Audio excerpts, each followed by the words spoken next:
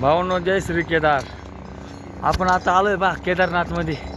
किती जवळ आहे बघा तुम्ही फक्त केदारनाथचं. खूप हाल आहे भाऊ चढायला. हे बघा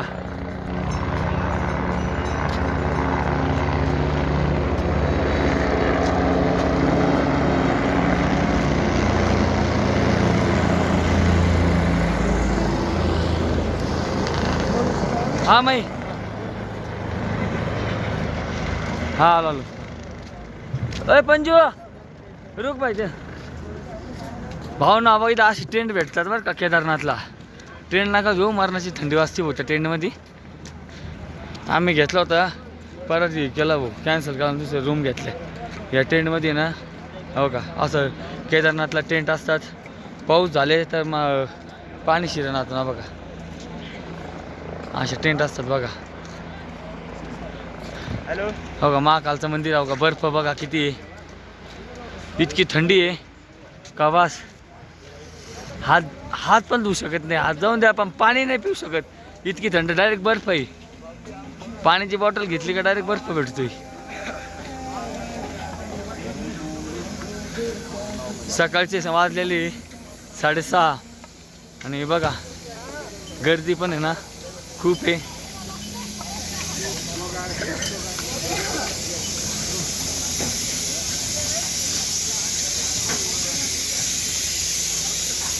हो लोक म्हणतात केदारनाथला चला, मंदिरात नाही भाऊ देव.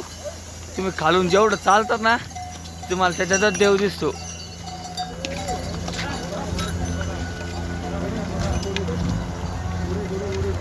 आलं बाबाचं मंदिर आलंय आता जवळ. फक्त 500 मीटर अंतरावर बाबाचं मंदिर आहे. जय भोलेनाथ. बघा कळस दिसत असेल तर बघा खाली या बघा बाबाच्या मंदिराची कळस आहे बघा.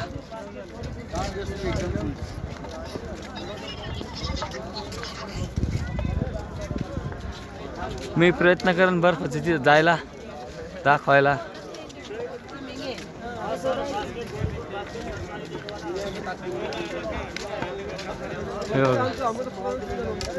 लोक बघा दर्शन करून चालले.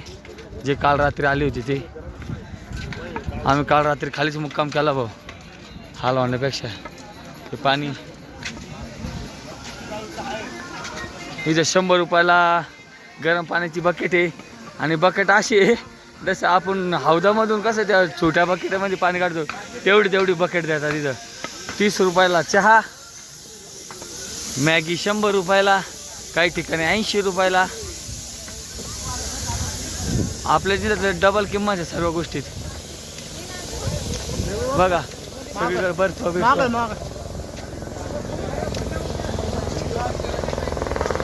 हे बघा.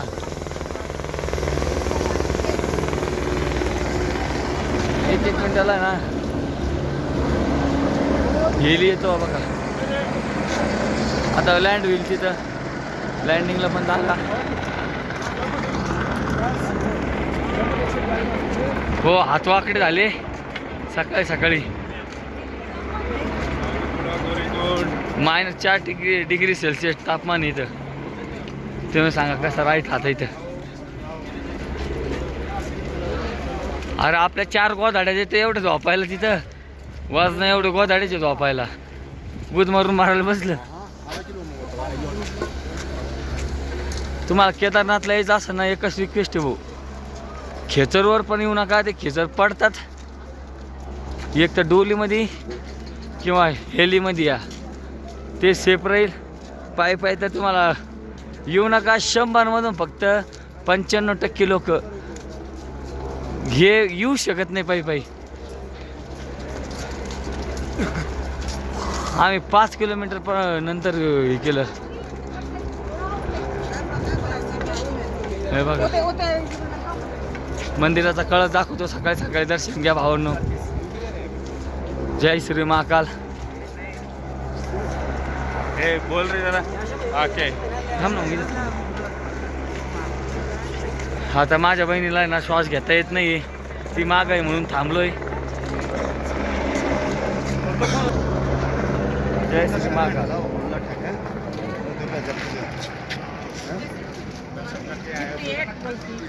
हे बघा भावांनो माझी बहीण तुला श्वास घेता येत नाही. आता डॉक्टरकडून गोळ्या घेतल्या. हो ही द्यायचं तर कापूर उडी घेऊन या ज्याला यायचं ते काय होतं श्वास घेता का बरं येत नाही. एक तर गार आहे वातावरण इतकं नाक सर्जावणी होतं आणि घेऊन काय तुम्ही बर्फ थोडी घेणार आहे.